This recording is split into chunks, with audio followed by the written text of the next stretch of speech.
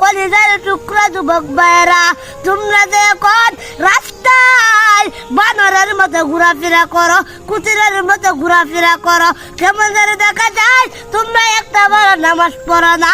আল্লাহ তাআলার ভয় তোমার দিলের ভিতরে নাই। ওই হল আল্লাহ তাআলার কালাম, একবার তো হাত দিয়ে ধরা নাই। কবরে যাওয়ার পর তোমাকে যখন ফেরেশতারা প্রশ্ন করবে তোমার রবকে, তোমার দিনকে, তোমার নবীকে, তুদের প্রশ্নগুলো না উত্তর দিতে পারো, তোমরা জাহান্নামে চলে যাবা।